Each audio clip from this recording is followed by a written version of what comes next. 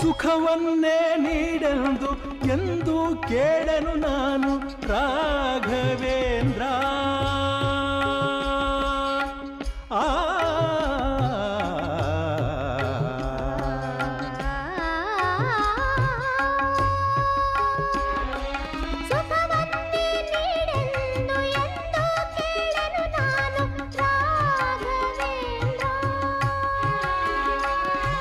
ಮುನ್ನ ಮಾಡಿದ ಪಾಪ ಯಾರ ತಾತನ ಗಂಟು, ಮುನ್ನ ಮಾಡಿದ ಪಾಪ ಯಾರ ತಾತನ ಗಂಟು, ನೀನೇ ಹೇಳು ರಾಘವೇಂದ್ರ.